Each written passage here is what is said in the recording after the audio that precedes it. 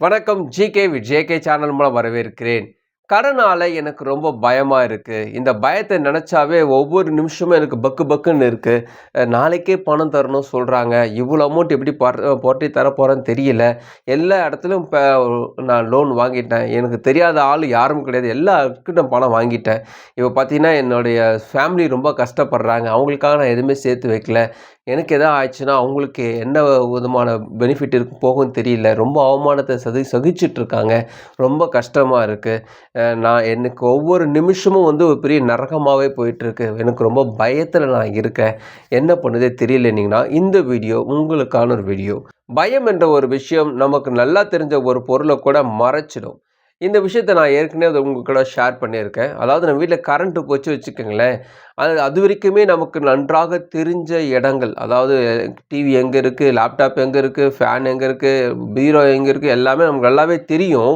ஆனா அந்த கரண்ட் போயிருச்சுன்னு வச்சுக்கங்களேன், அந்த செகண்ட்ல அடுத்த நொடி நம்ம கால் எங்க எடுத்து வைக்கும்போது ஏதாவது ஆயிடுமோன்னு ஒரு பயம் இருக்கும்.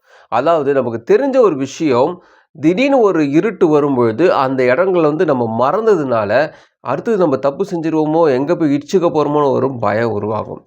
இது போல ஒரு சூழ்நிலையில குழந்தைங்க வச்சிருக்காங்க வச்சுக்கங்களேன், அந்த வீட்ல திடீர்னு கரண்ட் போச்சுன்னா, அவங்க வீட்ல இருக்கக்கூடிய அம்மா, அப்பாலாம் ஃபர்ஸ்ட்டு செய்யறது என்னன்னு பார்த்தீங்கன்னா, அந்த குழந்தைங்ககிட்ட ஃபர்ஸ்ட்டு சொல்றது, பயப்படாத நாங்க இருக்கோம்.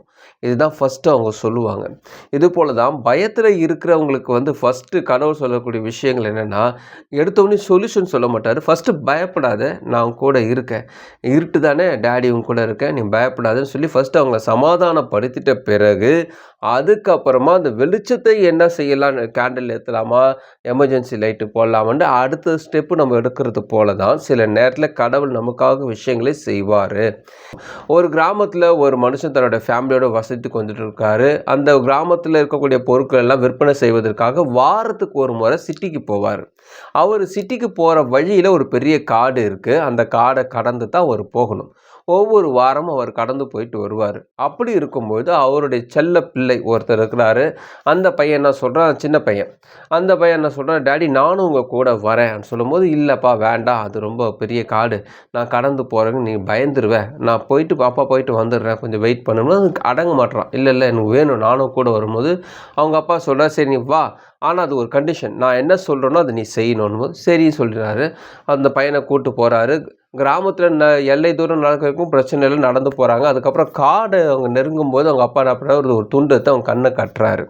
கட்டிட்ட பிறகு, எதுக்கு டாடி கட்டுறீங்க? ஆமா நான் கட்டியிருக்கேன். அந்த காட்ட கடந்த பிறகு உங்க துண்ட கழட்டி விட்டுறேன். உன்ன கூட்டிட்டு போறேன்னு அதே போல கூட்டு போயிட்டு வந்துட்டாரு. ஸோ இது போல 2 வாரம் அந்த பையன கூட்டு போறாரு. அந்த காட்ட கடந்த பிறகு அந்த கண்ண கழட்டி விட்டு அப்புறமா சிட்டிலாம் பார்த்து முடிச்சிட்ட பிறகு வரும்போது காடு கிட்ட போகும்போது மட்டும் கண்ண கட்டியே கூட்டு வர்றாரு. இந்த பையனுக்கு ஒரு ஒரு எதிர்பார்ப்பு. அப்படி என்ன காட்டுல இருக்கு? எதுக்கு டாடி இப்படி எனக்கு கண்ண கட்டி வச்சிருக்காரு? டாடி ஒரு தடவ கண்ண கட்டாம என்ன அப்படியே கூட்டு போங்களேன்னு சொல்லும்போது, இல்லப்பா வேண்டான்னு சொல்றாரு. இல்ல இல்ல ஒரு தடவ கூட்டு போங்க நான் வரேன்னும்போது, அப்ப கூட்டு போறாரு. கூட்டு போகும்போது போகும்போது நல்லா தான் இருந்துச்சு. அதுக்கப்புறமா பார்த்தீங்கன்னா, அவன் ஒரு பாதை வழியா போகும்போது ரொம்ப இருட்டாகவும் அவனுக்கு ஒரு பயம் வந்துருச்சு. அவன் பயத்துக்கு ஏத்தபடி அது பக்கத்துல ஒரு பாம்பு தொங்குற மாரியும், அதே நேரத்துல கீழ முதலைகள்லாம் இருக்கிறத அவன் பார்க்குறான். இதெல்லாம் பார்க்கும்போது அவனுக்கு ஒரு பயம் வருது. சத்தம் வேற ஆன்னு சத்தம் கேட்கும்போது, சத்தம் எப்பவுமே ஒரு இது வரைக்குமே கண்ணு கட்டியிருக்கும்போது சத்தத்த கேட்கும்போது அவனுக்கு பெருசா தெரியல. இதுபோல விஷன்ஸ்லாம் பார்க்கும்போது அவனுக்கு இன்னும் பயம் அதிகமாச்சு. ஒண்ணு ஆன்னு பார்த்து பிரமிச்சு நின்னுட்டான். ஒரு பாம்பு பார்க்கவும் பயந்துட்டான். அது முதலைலாம் பக்கத்துல நிக்கவும் பயந்துட்டான். அவங்க அப்பா என்ன பண்ணாரு, உடனே அவன் கைய பிடிச்சு கடகடன்னு கூட்டி இழுத்துட்டு வந்துட்டு ஒரு இடத்துல நிக்க வச்சு மறுபடியும் கண்ண கட்டுறாரு. கட்டிட்டு கூட்டு போறாரு. எதுக்கு டாடி இப்போ கண்ண கட்டுறீங்க? நீ பார்க்கறதுனால தான் உன்னுடைய மூவ்மெண்ட்டே ஸ்டாப் ஆயிருச்சு. அதுவரைக்கும் நல்லா தான் வந்த. நல்லா தான் என்ன நம்பி கூட வந்த. இப்ப பார்த்தீங்கன்னா, என்ன பயத்துல என் கைய கூட விட்டுட்டு நீ தனியா நின்னு இப்போ அப்படியே பிரமிச்சு நிக்கிற. பிரமிச்சுலாம் நிக்க வேண்டிய அவசியம் இல்ல. நீ எப்படி நான் சொல்றத மட்டும் கேட்டா போதும். கண்ண கட்டிட்டு நீ வந்தா போதும்ன்னு மறுபடியும் கூட்டு போறாரு. சிட்டிக்கு போயிட்டு வரும்பொழுது அதே போல கண்ண கட்டி கூட்டு வராரு. இந்த ஸ்டோரியில நம்ம முக்கியமா கவனிக்க வேண்டிய விஷயம்னு பார்த்தீங்கன்னா, நம்ம கடவுளோட நெறைய டைம் ஸ்பெண்ட் ஒரு நாட்கள் இருந்திருக்கும். தினந்தோறும் பிரேயர் பண்றதா இருந்தாலும் சரி, கோவிலுக்கு போறதாலும் சரி, சர்ச் போறதாலும் சரி, நமாஸ் படிக்கிறதாலும் சரி, அனைத்து விதமான ஆன்மீகத்தில பயங்கர ஈடுபாடா இருந்திருப்போம். அப்பலாம் பிரச்சனையே இல்ல நீங்க நெனச்சிட்டு இருக்கீங்க. அப்பலாம் பார்த்தீங்கன்னா, பிரச்சனைகள் உங்க கண்ணுக்கு தெரியல. நீங்கள் அது மேலே நடந்து போயிருப்பீங்க. அப்போல்லாம் உங்களுக்கு பிரச்சனை பெருசாக தெரியல. ஆனால் ஒரு கட்டத்துக்கு மேலே நம்மளோட சுயமாக ஒரு முடிவு எடுத்து நம்ம மேலே வரும்போது பார்த்திங்கன்னா, சில நேரத்தில் அந்த ஸ்கிப் பண்ணுவோம்ல, இதெல்லாம் வந்து கடவுளுக்கு வந்து நம்ம ஒரு இம்பார்ட்டன்ட் கொடுக்காம சம்டைம்ஸ் நம்ம என்ன பண்ணுவோம், நம்ம ஒருத்தர்கிட்ட பணம் வாங்கியிருப்போம், அவர்கிட்ட திரும்ப கொடுக்கணுன்னும் போது சின்னதாக ஒரு பயம் ஸ்டார்ட் ஆகும்.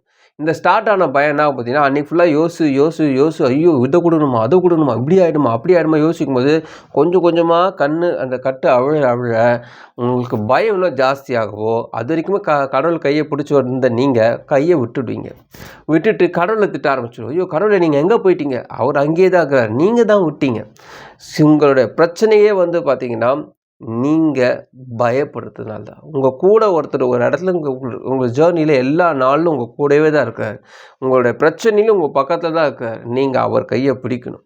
அதே நேரத்தில் கண்ணை அவிழ்த்து விட்டுருக்காரு, இது வரைக்குமே பிரச்சனை இல்லை, ஏன் இந்த டைம் மட்டும் ஒரு கூட இருந்து அது சொல்ல வேண்டியதானே எனக்கு, இதில் ஏன் சொல்லாமல் போயிட்டார். அவர் அப்போதுலேருந்து ஒரு விஷயத்த சொல்லிட்டு தான் இருக்கார். நீங்கள் கடவுளோடு இல்லைன்னா நீங்கள் பார்க்கக்கூடிய அனைத்தும் உங்களுக்கு பயத்தை தரும். சாதாரண ஒரு பெல்ட்டு நீங்கள் கொடி காய போகிற இடத்துல போட்டிருந்தா கூட பாம்பாக உங்களுக்கு தெரியும். சாதாரண பொடி பையன் கூட உங்களுக்கு ரவுடியாக தெரியும். சாதாரண ஒரு 50,000 கூட உங்களுக்கு பெரிய லட்சமாக தெரியும்.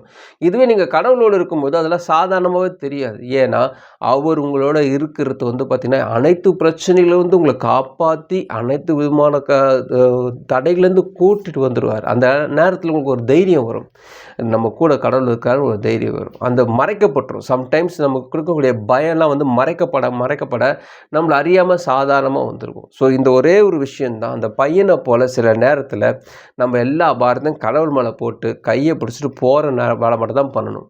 இத்தனை கோடியா, இத்தனை லட்சமா, நாளைக்கா, இதெல்லாம் யோசிக்காமல் பயப்படாமல் இருங்க. உங்களுடைய கடன்கள் அனைத்தும் அடைந்து தீர்ந்துவிடும்.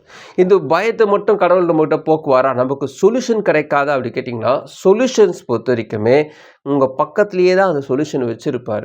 ஸோ ஒரு விஷயத்தை பயப்படாதே ஒருத்தர் சொல்கிறாருன்னா, அப்போ அவருக்கு வந்து உங்களுக்கு சொல்யூஷன் என்ன இருக்குன்னு அவருக்கு வந்து பிளான் பண்ணி வச்சுட்டு தான் அதை சொல்லுவார். சும்மா வந்து பயப்படாதப்பா சொல்லி சும்மா ஆறுதல். மனுஷங்க தான் அந்த வேலையை பண்ணுவாங்கப்பா, நான் பார்த்துக்கிறேன்ப்பா, நீ கவலைப்படாத, நான் பார்த்துக்கிறேன் சொல்லுவாங்க. ஆனால் 10 பைசா தர மாட்டாங்க மனுஷங்க. நம்ம என்ன பண்ணுவோம், அதே போல் கடவுள்கிட்ட அப்ளை பண்ணிட்டு கடவுளே இது போல் தான் சொல்லுவார், ஆனால் இதுமாதிரி தரமாட்டாருன்னு நம்ம நினச்சிட்ருக்கோம்.